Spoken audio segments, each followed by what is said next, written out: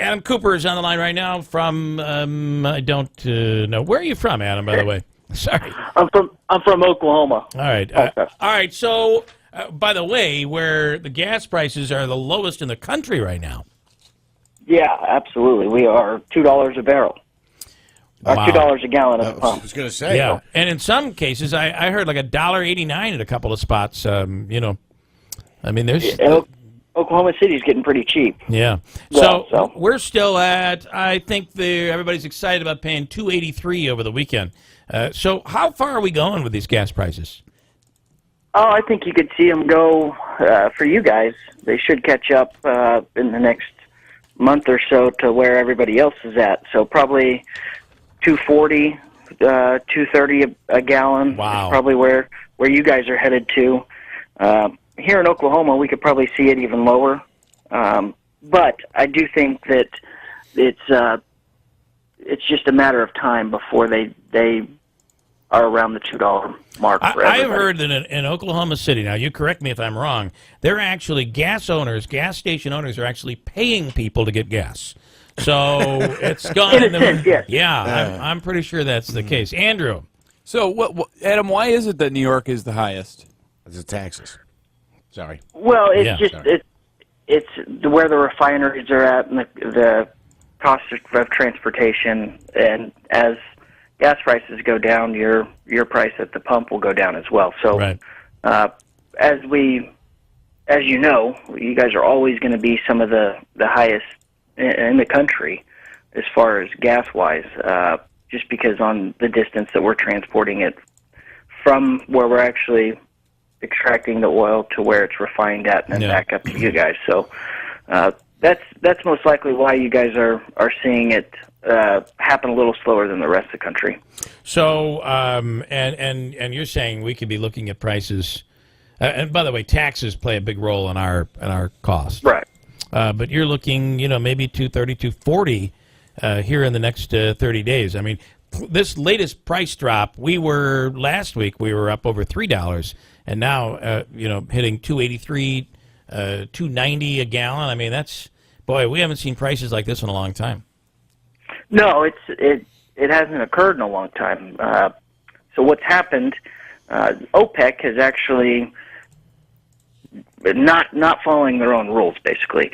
So OPEC has a set of rules that they will produce only 30 million barrels a day, and right now they've made the decision that they're just going to allow that basically not to have an effect, and they've now are producing quite a bit more than 30 million barrels a day, and the reason they are doing it is the United States is shooting for energy independence by 2020. Right. So we don't want to rely on anybody else besides ourselves to produce our energy.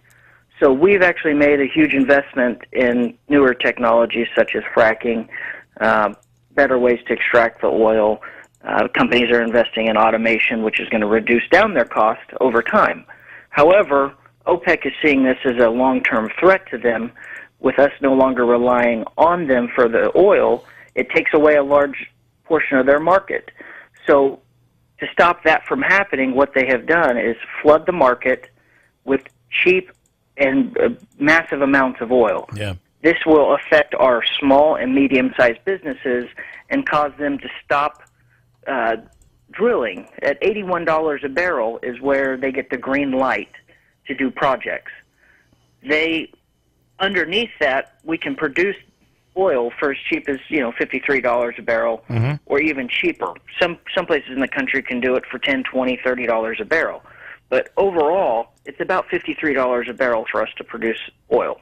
Well, and when these gas prices are low like this, it stops the consumer from looking at those other alternatives. Why do you need those other alternatives that'll actually cost you much more?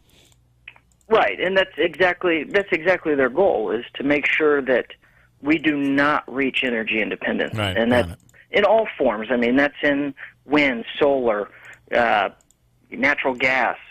Their goal is to set us back 5-10 years on that goal. Okay, got it. And they're doing a good job of it right now. I mean, people are pulling projects that they were going to do. Now they're saying, well, I can't really afford to do it at this time. Right. And it will shut down jobs. We will lose jobs if it continues to stay low. And there's millions of jobs across the nation that are reliant on the oil and gas industry in some way, shape, or form. Got it. So that threat that threat to OPEC is not likely to go away anytime soon. So when do the brakes get applied to the lower gas prices? I mean, there's got to come a time when we're certainly not going to hit 20 cents a gallon. No, I mean they're trying to keep oil where they can still make a profit, but we can't. Right. And so that's where the dollar amount, I would assume, will never go below $50 a barrel again.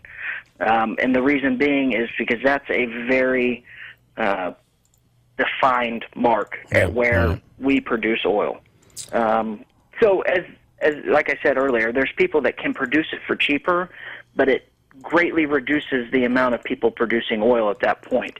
At that point, they've already pushed people out of the market. So you're looking at 6 months, a year out, that they will keep prices low, and then they'll start to build it back up once we are more reliant on them. I got to tell you, it's almost like we're doing something that's unpatriotic by taking advantage of these cheap gas prices, because we're doing exactly what they want us to do.